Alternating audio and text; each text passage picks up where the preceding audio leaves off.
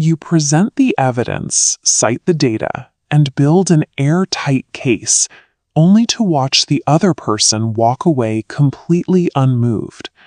We process millions of bits of information every second. To manage that flood, our brains push most decision-making into the background, prioritizing survival and efficiency over the slow, exhausting process of logical debate. Over thousands of years, we developed a system of mental shortcuts. These are automatic responses that allow us to identify who to trust and how to act in an instant, preserving our mental energy for the most critical tasks. These shortcuts operate beneath the level of conscious thought. They act as an internal compass, helping us quickly identify value, recognize social bonds, and find safety in a chaotic world. To communicate effectively, we have to stop relying solely on the boulder of logic. Real connection happens when we speak to the subconscious instincts that actually drive human behavior. For our ancestors, resources were rarely guaranteed. Finding a patch of fruit or a clean water source in the wild meant the difference between life and death. If a resource was hard to find, its value was absolute. This instinct remains active today. We see it in the frantic demand for limited edition products and in the social magnetism of people who don't make themselves constantly available. In the 1970s, three major networks, ABC, CBS, and NBC, entered a bidding war for the broadcast rights to a single movie. Because only one could win, the opportunity became incredibly rare.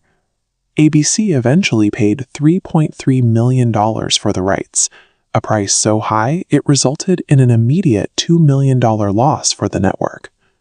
Environments like this auction room are designed to trigger this reflex.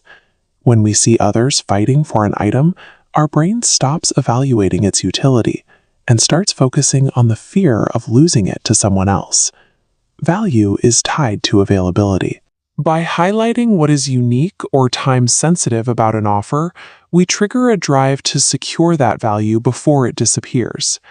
We are predisposed to cooperate with people we find appealing.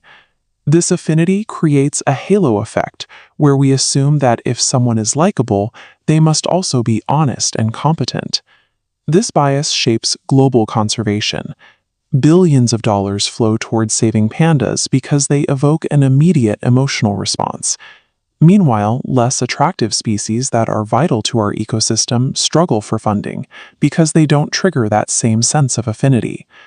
Affinity can be cultivated. Taking care of one's physical presentation, offering sincere praise, and identifying shared hobbies or backgrounds creates a sense of sameness that the brain translates into safety. We also rely on association. Standing near people or things that are already viewed positively allows some of that social warmth to transfer onto us by proximity. Collaboration requires a baseline of social affinity. People are far more likely to consider the facts once they have first decided that they like the person presenting them. Humans have a deep-seated need to appear consistent. Once we take a small stand or make a public statement, we face internal pressure to align our future actions with that initial position. Researchers tested this with two groups. Group A was asked directly for a donation. Group B was first asked to wear a harmless lapel pin for 1 week. When later asked for money, the group that wore the pin donated dramatically more. Wearing the pin changed how those individuals perceived themselves. They began to see supporting the cause as part of their identity. To refuse the later request for money would have felt like a betrayal of their own previous commitment. Small, low-stakes agreements build a foundation of consistency. These initial steps make larger requests feel like a natural continuation of a person's existing behavior. In childhood, obedience is a survival tool. We listen to parents and teachers because they possess the knowledge and power required to keep us safe. This reflex remains incredibly strong in adults. In one hospital experiment, Professional nurses prepared to administer a dangerous dose of medication simply because they were told to do so by a voice on the phone claiming to be a doctor. The nurses didn't verify the caller's identity. The suggestion of medical authority bypassed their training. As this image suggests, symbols like a lab coat or a stethoscope act as powerful subconscious signals to follow orders.